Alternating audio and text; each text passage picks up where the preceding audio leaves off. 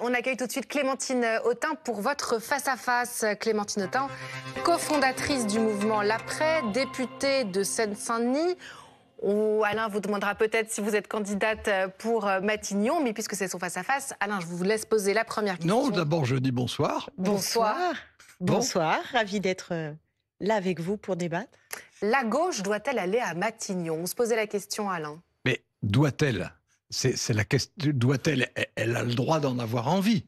Et comme je vous l'ai dit il y a quelques minutes, j'étais de ceux nombreux qui, sans être forcément de gauche, considéraient que après les élections législatives, il était naturel que ce soit un membre du nouveau Front populaire à qui on commence par proposer d'aller à Matignon. Je suis persuadé qu'il aurait été censuré tout de suite, mais c'était le jeu républicain, c'était la tradition. Bon, et donc je trouve que c'est ce qui aurait été fait.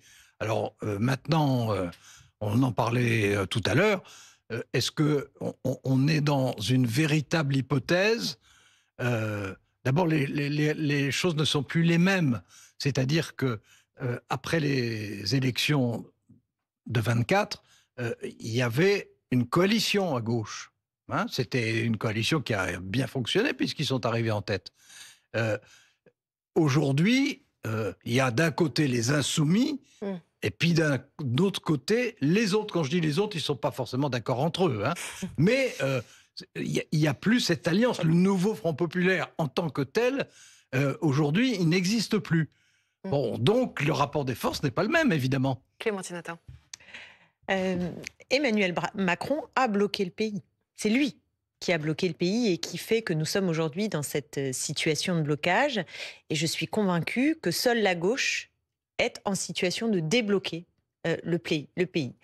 Parce qu'il faut en réalité changer absolument de braquet. Qu'est-ce qui fait qu'il y a une situation à la fois instable sur le plan institutionnel, vous l'avez rappelé tout à l'heure, il n'y a pas de majorité, mais plus profondément, il y a un décalage entre ce que l'Assemblée nationale, le système institutionnel et le poids de l'exécutif, incarné par Emmanuel Macron et le Premier ministre, qui pèse contre la volonté de la majorité de la population. Donc si on prend la question budgétaire, qui est quand même la grande question de la rentrée et sur laquelle François Bayrou a décidé de mettre son va-tout et de se faire harakiri. Bon, en réalité, il n'y a pas 36 chemins. Nous proposons de faire en sorte que ce qui nous a conduit à mettre la France dans le rouge, c'est-à-dire un certain nombre de cadeaux, de largesses qui ont été faites à la fois aux ultra-riches, au haut patrimoine et aux multinationales, cesse, qu'on revienne en arrière, qu'on innove en termes d'imposition pour qu'il y ait de la justice fiscale et ainsi faire rentrer des recettes et avec ces recettes, réussir à protéger les Françaises et les Français, à réparer ce qui a été détruit, à faire plus de services publics, mieux de services publics et aussi d'enclencher la bifurcation écologique. Bon, alors, ça, c'est ce qu'attendent une majorité de Français. Non, c'est pas ce qu'attendent une majorité de Français, c'est ce qu'attendent une bonne partie des électeurs de gauche. Les électeurs du Rassemblement national, qui sont très nombreux, n'attendent pas la même chose. Ils attendent autre chose que ce qui existe, mais ils n'attendent pas la même chose que la gauche. Je répète, au moment des élections législatives, il y avait une gauche unie. Aujourd'hui, il y a une gauche désunie. On peut le regretter, mais c'est une constatation. Je ne vais pas vous répéter ce que Jean-Luc Mélenchon lui-même ne cesse de dire. Donc, il y a une gauche désunie. Cette gauche désunie, elle représente forcément une partie très minoritaire des Français. Est-ce que la gauche, celle qui reste unie, c'est-à-dire, en gros, comme on dit, de Ruffin à Glucksmann, encore que Glucksmann, je ne suis pas sûr qu'il en fasse vraiment partie, mais est-ce que cette gauche-là, dont vous faites partie, aujourd'hui, peut prendre la tête du gouvernement et former un gouvernement? Elle a présenté un programme, elle a présenté surtout un budget, que personnellement je n'apprécie pas, mais ça chacun a... Je n'apprécie d'ailleurs pas forcément celui qui était présenté avant non plus. Mais bon, elle est candidate au pouvoir, elle est candidate à l'exercice du pouvoir, elle est candidate à Je former... vous confirme, nous sommes candidats au pouvoir et nous pensons qu'un certain nombre de nos mesures, et toutes les enquêtes d'opinion le montrent, si je prends des mesures phares, la taxe Zuckman, que j'ai proposé et que j'ai défendu avec ma collègue Eva il Sass à l'Assemblée nationale. il faut rappeler au passage de quoi il s'agit. 2%, j'allais le faire, 2% sur le patrimoine de ceux qui détiennent plus de 100 millions d'euros. Absolument. Et avec cette simple taxe, on fait déjà rentrer dans les caisses de l'État entre 15 et 25 milliards. Les Français sont absolument pour. Bah bien sûr. Un ISF climatique. Les Français ont toujours été pour taxer plus les super riches. Hein. C'est vraiment pas une nouveauté, ça. Oui, mais donc vous voyez bien que ça dépasse même les clivages actuels. Ah ben bien sûr. Bon. Mais non, mais les Français. Je vous donne un deuxième exemple. Je vous laisse continuer après, bien entendu. Les Français ont toujours détesté les riches, sous toutes les majorités et sous tous les régimes. Et c'était déjà vrai sous l'ancien régime, avant la Révolution. Parce qu'il y a en France une passion de l'égalité, et je la partage. Oui, absolument. Je suis d'accord avec vous. Il y a une passion de l'égalité en France. Or, il se beaucoup trouve plus marquée qu'ailleurs. Il se trouve que sous le mandat d'Emmanuel Macron, les riches se sont considérablement enrichis et qu'aujourd'hui, on a un Premier ministre qui vient demander aux Français... Comme dans tous les pays occidentaux. Hein. Mais je ne dis pas que c'est bien. Ce sont des politiques néolibérales qui ont été menées, en effet, dans tous ces pays. Et le résultat n'est absolument pas fameux, puisque les inégalités se creusent. La pauvreté n'a jamais été aussi forte que depuis... Jamais, malheureusement. Pas depuis 30 ans. Ah oui, d'accord, mais jamais, pas jamais. Hein, si vous me laissiez finir ma phrase, j'allais dire, on n'a jamais été aussi élevé depuis 30 ans, et ça, c'est parfaitement juste. Et donc, il faut avancer vers des mesures qui permettent de financer des protections, de financer aussi les besoins quotidiens de la population. On a un enjeu de santé qui est majeur aujourd'hui en France. On a un enjeu dans le système de notre éducation nationale qu'il faut également regarder de près. Et puis, il y a aussi, et j'ai envie de dire avant tout, vous savez, à chaque fois que je fais mes courses, je suis ahurie des prix. Mais ahurie des prix. Comment voulez-vous que les Français s'en sortent? C'est pas possible. Donc, il y a un enjeu sur les salaires. Oui, mais ça ne compense pas. Non, mais je ne dis pas le contraire. La vie est terriblement chère, les gens sont pris à la gorge, et donc c'est insupportable. Ça aurait été différent avec un gouvernement de gauche, mais bien sûr, mais vous le savez, mais bien sûr. Mais bien sûr, nous aurions pris des mesures de protection, nous aurions pris des mesures pour partager les richesses et pour créer des protections. Vous auriez pu bloquer les prix, vraiment ? Que fait le gouvernement encore hier soir? Monsieur Bayrou, ça ne suffit pas d'avoir pris aux Français les 2 plus belles années de la retraite. Ça ne suffit pas, Monsieur Bayrou, d'avoir voulu leur faire encore prendre 2 jours de congé. Et encore hier soir, il nous a expliqué qu'il allait doubler les franchises médicales. Mais ça suffit. Mais je vous le dis sincèrement, c'est insupportable. Alors, j'ai regardé ce que vous proposiez. Ce n'est pas à la majorité des Français de payer pour leur politique au service des ultra-riches et des multinationales. C'est nous. Ça, disons que c'est assez simplificateur comme formule. Ou disons, c'est assez simple. Comme vous voulez. Le projet de budget qui a été présenté par la gauche est, pour essayer d'être honnête intellectuellement, est plus modéré que celui qui avait été proposé par la gauche en 2024 et encore plus modéré que celui... Vous parlez de celui du Parti Socialiste peut-être? Celui, non.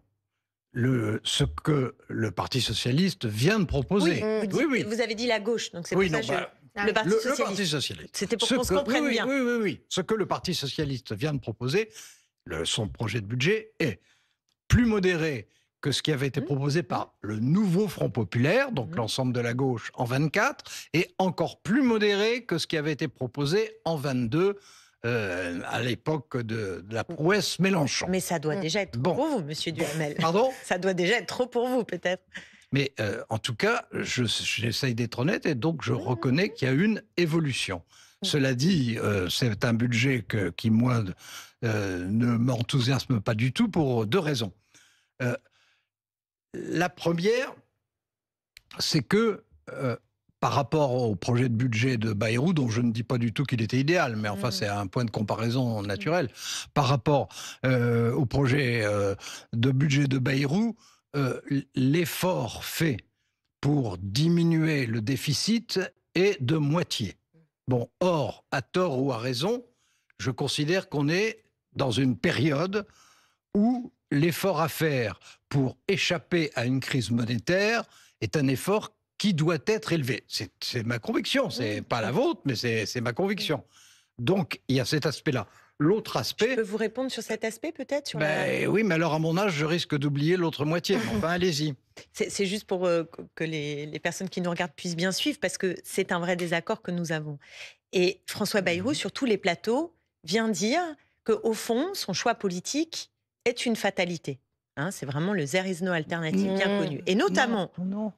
moi j'ai un désaccord sur le niveau, enfin la gravité de la dette en fait. Vous trouvez qu'il dramatise? Mais c'est l'évidence même, en réalité, parce que nos titres de dette aujourd'hui, quand la France veut acheter 20 milliards, en fait, on lui en propose 60, donc on n'est pas la Grèce. Non. Oui. Mais bien sûr que oui, primo. Et deuxio, il raconte que cette dette-là, ce serait une dette pour les générations futures, alors qu'en réalité, la dette, elle roule 8 années. Donc, c'est pas ce qu'on laisse aux générations futures, c'est avant tout la dette écologique. Donc, pour moi, le problème de la dette, et je ne dis pas qu'il n'y a pas de problème de la dette, mais quel est-il?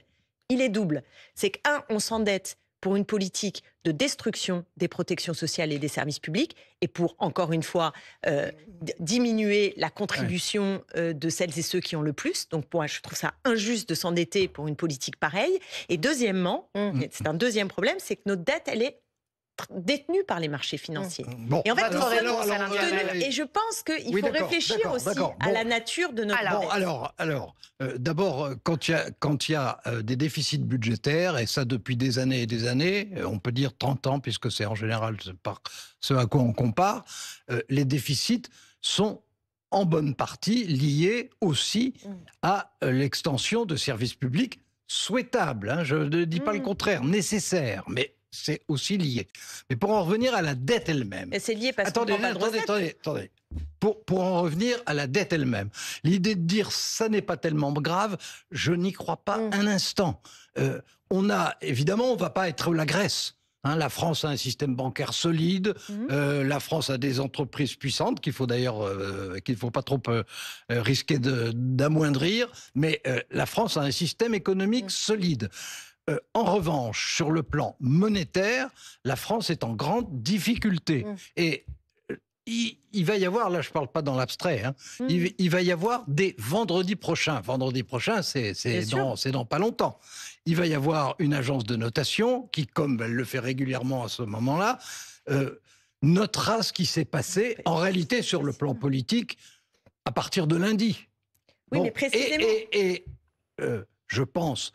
Non pas qu'il va y avoir un déferlement effrayant, mais je pense qu'on est dans une situation qui est délicate. Vous disiez, et vous aviez raison, de dire on n'a pas eu de difficulté à pouvoir, comme on le fait, comme le Trésor français le fait chaque semaine, à pouvoir faire les emprunts, etc. Simplement, les emprunts sont de plus en plus importants, donc c'est de la dette, et deux, les taux d'intérêt montent lentement, mais montent quand même. Et le problème, moi, c'est la crainte que j'ai. Alors, peut-être que je me trompe. Non, vous avez raison sur ce point. La crainte que j'ai, c'est qu'il y ait, une fois que le gouvernement aura été mis par terre, on se trouvera donc, et ça c'est pour les marchés, c'est très important, ça sera la deuxième année de suite que la France se trouvera au moment de commencer les discussions budgétaires, début octobre, ça sera la deuxième fois que la France se trouvera sans budget accepté. Alors, je vais juste répondre sur le service de la dette. Et donc, là-dessus, c'est anxiogène pour les marchés. Bien sûr, Clémentine Autain. Oui, mais je vous écoute attentivement depuis une petite minute. Je vous posais juste une question parce que vous parlez de la gauche, justement, depuis le début de cette vraiment émission. Répondre sur le service de la dette. Alors, allez-y sur la dette. C'est un débat assez fondamental parce que celles et ceux qui nous écoutent sont abreuvés matin, midi et soir de la dette, la dette, la dette, la dette. Et donc, ça crée énormément d'anxiété, pas simplement pour les marchés financiers, mais pour les gens, parce que c'est une inquiétude. Donc, je ne partage pas le niveau de dramatisation qui, pour moi, est aussi orchestré pour nous faire avaler ces fameux efforts qui seraient demandés à la majorité des Français. Et ça, je suis en désaccord. Encore une fois, on peut aller chercher des recettes. C'est normal. Encore une fois, on peut aller chercher des recettes. On n'était pas obligé de s'endetter à de tels niveaux si c'est pour, en plus, ne pas améliorer la situation quotidienne des Françaises et des Français. Donc ça, qui s'est améliorée à certains moments et qui s'est détériorée à d'autres moments. Ça n'a pas été continu depuis 30 ans. On ne peut pas dire depuis 30 ans la situation des Français se dégrade. Il y a des périodes où, heureusement, elle s'améliore, et il y a des périodes où malheureusement, comme c'est le cas en ce moment, elle tend plutôt à se détériorer. Moi, je suis Bon, progressiste et je souhaite que le chemin soit celui d'une amélioration substantielle non, mais attendez, s'il s'agit pour de les dire... Françaises et les Non, mais Français. attendez. Voilà. S'il s'agit de dire qu'on souhaite l'amélioration de la vie des Français, bah, je vais vous dire, moi aussi, Alors dans ce cas, Alain Duhamel, vous allez être d'accord avec moi pour dire que la politique de l'offre, ce qu'on appelle la politique de l'offre, c'est-à-dire celle qui, par exemple, fait qu'on donne 211 milliards d'euros annuels aux grandes entreprises, enfin aux entreprises en règle générale, mais dont un grand nombre aux grandes entreprises, sans aucune contrepartie sociale et environnementale, en espérant que ça ruisselle. En espérant que ça ruisselle, chacun peut en tirer aussi un certain nombre de conclusions. Non, mais vous ne m'apprenez rien. Il y a deux politiques économiques possibles. Il y a une politique de l'offre qui a été effectivement pratiquée depuis l'arrivée d'Emmanuel Macron, qui avait d'ailleurs été déjà esquissée auparavant. C'est pas moi qui vous dirai le contraire. Sous François Hollande, à partir de la 3e année de son quinquennat. Je suis bien d'accord. Et il y a une politique que vous présentez, qui est la politique keynésienne classique. Non, moi, je ne suis pas keynésienne classique. Il reste une petite minute. Attendez, ce que je pense, c'est que il ne s'agit pas du tout, en tout cas dans mon esprit, il ne s'agit pas du tout de faire de la dramatisation délibérée et encore moins de la dramatisation partisane. Mais nous avons mais je d'accord. pense que les Français comprennent très bien qu'on est dans une situation difficile et ils en ont conscience, mais que on n'a pas du tout de consensus sur la réponse à donner. Et ce que vous représentez, c'est le point de vue d'un quart des dirigeants politiques français. Mais je pense que mon point de vue est un point de vue majoritaire parmi les Français pour ce qui est de considérer, écoutez, qu'il n'y a pas de raison. Des Français veulent que Jean-Luc Mélenchon sur le dernier sondage. Il est au même stade que vous n'êtes pas pour Jean-Luc Mélenchon. Je ne vois pas le rapport. Moi, je veux juste simplement vous dire que l'écrasante majorité des Français veut qu'on aille taxer les riches et les multinationales, veut plus de services publics et donc il y a un chemin. L'écrasante majorité des Français souhaite qu'on taxe beaucoup plus les ultra riches et que leur niveau de vie s'améliore. La question de savoir dans les circonstances économiques actuelles, est-ce que c'est ça qui peut se dessiner ou pas? Il y a deux réponses économiques différentes. Eh bien, mais oui, mais sauf que la réponse que vous dessinez est celle qui est au pouvoir depuis 2017, Monsieur Duhamel. Merci. Et nous envoyons les résultats. Donc il faut tenter un autre chemin. Merci. Ce que nous proposons et c'est pourquoi nous sommes la solution. Ce n'est pas du tout. Je vous coupe. Je suis désolée. On peut continuer ce débat en sortant de ce plateau. Merci infiniment. Merci à vous.